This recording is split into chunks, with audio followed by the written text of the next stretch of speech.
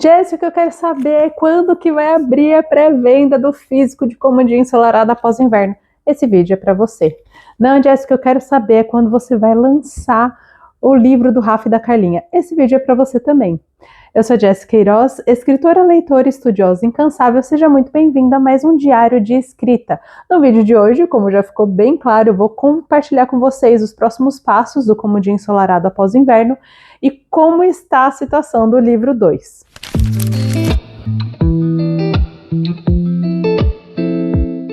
Confesso para vocês que eu ainda estou extasiada pela experiência de segurar o livro físico nas mãos, tanto pelo tamanho que ele ficou, né, e falar, meu Deus do céu, eu realmente escrevi tudo isso.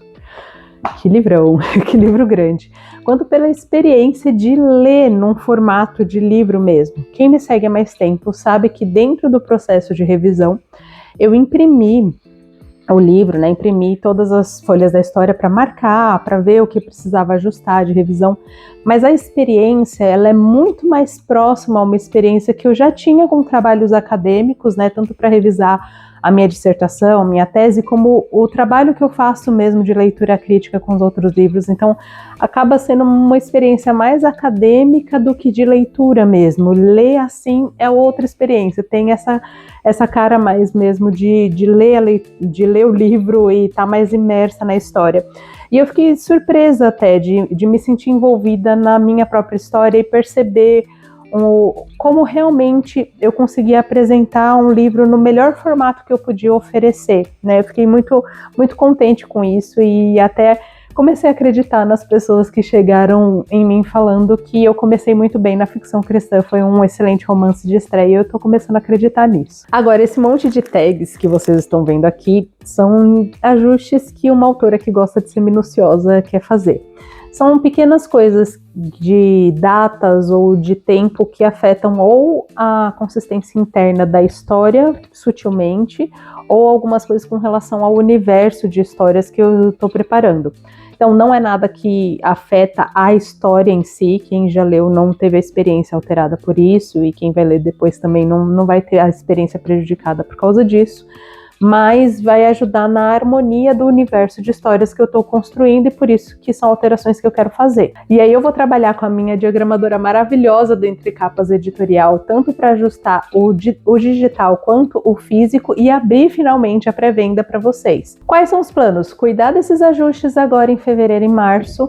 Em abril e maio, abrir a pré-venda e junho começar a entregar para vocês ou abrir essa possibilidade também de entregar na FEFIC, que em julho eu vou estar, se Deus quiser, eu já fiz a minha pré-inscrição como autora independente, então se Deus quiser eu vou estar com o stand na FEFIC e vou poder entregar pessoalmente esses livros para vocês também, quem preferir. Se você quiser saber de todos os detalhes em primeira mão, já entra na comunidade no WhatsApp e preenche o formulário de interesse para o livro físico, que esses são os lugares que eu vou colocar em primeiro lugar as informações mais detalhadas sobre a pré-venda, sobre os brindes, a quantidade de brindes e também os kits de lançamento. Então, quando você tem acesso prioritário a essas informações, você tem mais chance de conseguir o seu livro com os brindes, com os kits, porque eles vão ter um número limitado. Agora vamos à resposta à pergunta que eu mais recebo de quem já terminou Como um Dia Ensolarado Após o Inverno. Quando é que eu vou ter na minha mão a história do Rafael e da Carla?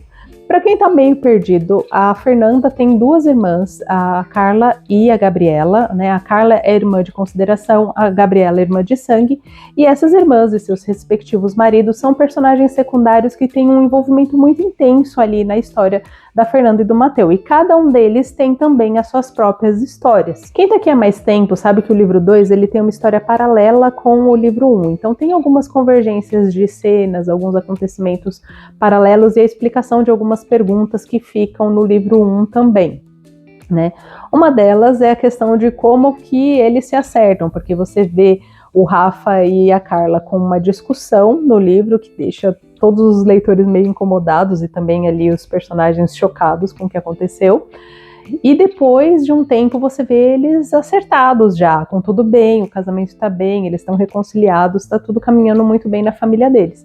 Então a história do livro 2 vai explorar o que aconteceu para eles chegarem no ponto daquela discussão, no ponto daquele estresse, e como que eles fizeram um caminho de volta um para o outro, né? Como eles fizeram esse caminho de reconciliação, firmados no Senhor e com todo o suporte da comunidade deles. No final do livro do Mateus e da Fernanda, eu deixei uma cena extra, que é justamente a cena da primeira discussão, que foi o estopim da crise deles.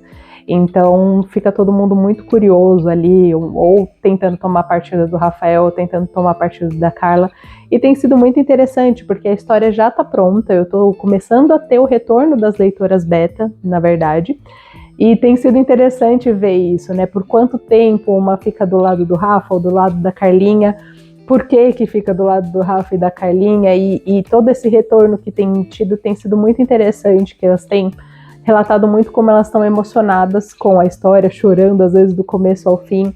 É uma experiência de leitura diferente do livro 1, na verdade os 3 livros são bem diferentes, né? Eu terminei o livro do Rafael e da Carla, comecei o livro da Gabriela e do Felipe, e logo de cara assim já dá para ver que o perfil de história é completamente diferente, tanto pela personalidade dos protagonistas, que é absolutamente diferente, quanto pelos contextos que cada um tá, né?